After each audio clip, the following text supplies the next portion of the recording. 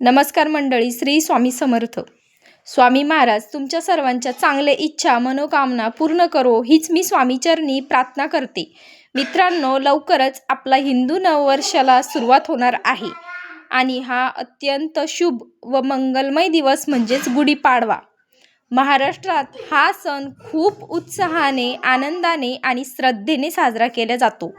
असं म्हटलं जातं की वर्षाचा पहिला दिवस जसा जातो तसा संपूर्ण वर्षावर परिणाम होतो.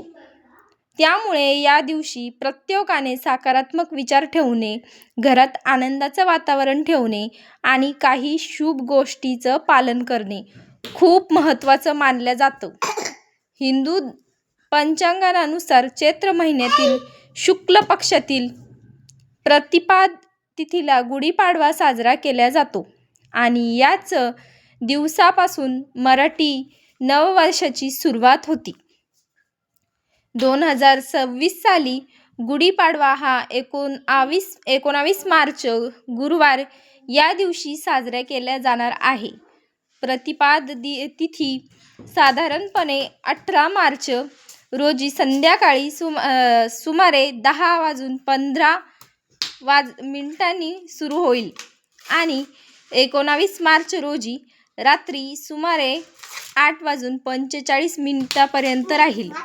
त्यामुळे 19 मार्चला सकाळी अभ्यंग स्नान करून घरासमोर गुढी उभारण्यात अत्यंत शुभ मानलं जातं. गुढी हा विजय, समृद्धी आणि मंगलमयतेचा प्रतीक मानला जातो. गुढी उभारताना बांबूची काठी घेऊन त्यावर सुंदर रेशमी वस्त्र, साखरेच्या गाठी, कडुनिंबाचा पाला, आंब्याची पानं आणि वरती चांदी किंवा तांब्याची लोटा ठेवून ती गुढी उभारली जाते.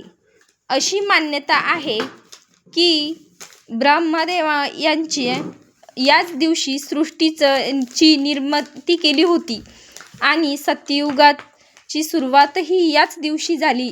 त्यामुळे हा दिवस अत्यंत पवित्र आणि मंगलमय मानला जातो.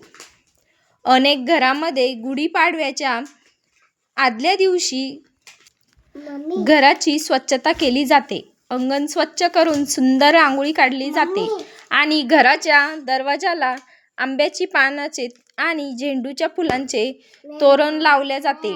या दिवशी घरामध्ये नवीन सुरुवात, सकारात्मक ऊर्जा आणि आनंदाच्या वातावरणाने निर्माण करण्याचा प्रयत्न केला जातो. असं मानलं जातं की या दिवशी काही गोष्टी केल्यानं माता लक्ष्मी प्रसन्न होते आणि वर्षभर घरात सुख, शांती, समृद्धी आणि धनाची वाढ होते. परंतु काही गोष्टी अशा आहेत ज्या गुढीपाडव्याच्या दिवशी चुकूनही करू नयेत, कारण या गोष्टीमुळे संपूर्ण वर्षभर अडचणी, वाद आणि नकारात्मकता येऊ शकते. सर्वात पहिली गोष्ट म्हणजे या दिवशी घरात भांडण, वाद किंवा तणाव निर्माण करू नये, कारण वर्षाच्या पहिल्याच दिवशी घरात कलह झाला तर त्याचा परिणाम संपूर्ण वर्षभर होतो असे मानलं जातं. त्यामुळे या दिवशी प्रेम, आपुलकी आणि आनंदाचं वातावरण ठेवा.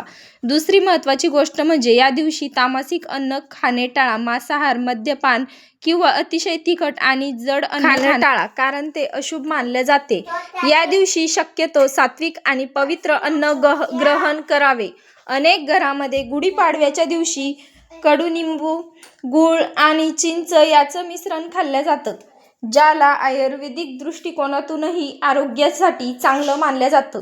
तिसरी गोष्ट म्हणजे या दिवशी कुणाकडूनही पैसे उधार घेणे किंवा कर्ज घेणे टाळावे, कारण असे मानलं जातं की वर्षाची सुरुवात कर्जाने झाली तर संपूर्ण वर्ष आर्थिक अडचणीमध्ये जाऊ शकतं. चौथी गोष्ट म्हणजे या दिवशी आपली पर्स किंवा तिजोरी पूर्णपणे रिकामी ठेवू नये. पर्समध्ये थोडं का होईना पैसे किंवा नाणी ठेवणे समृद्धीचं प्रतीक मानलं जातं. पाचवी गोष्ट म्हणजे गुढीपाडव्याच्या दिवशी धारदार वस्तू जसे की सुरी, कात्री किंवा इतर धारदार साधन खरेदी करणे टाळावे, कारण या गोष्टी घरात वाद आणि नकारात्मक ऊर्जा निर्माण करतात असे मानलं जातं. तसेच नवीन वर्ष सुरू होण्यापूर्वी काही वस्तू घरातून बाहेर काढणेही अत्यंत महत्त्वाचे मानलं जातं. सर्वात आधी घरात तुटलेली आरसा असेल तर तो तात्काळ काढून टाकावे, कारण वास्तुशास्त्रानुसार तुटलेला आरसा नकारात्मक ऊर्जा वाढवतो.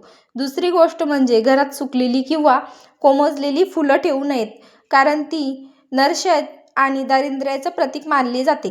तिसरी गोष्ट म्हणजे घरात महाभारत युद्ध किंवा वादाचं चित्र लावणं टाळावं, कारण अशी चित्र घरात तणाव वाढवू शकतात असे मानलं जातं.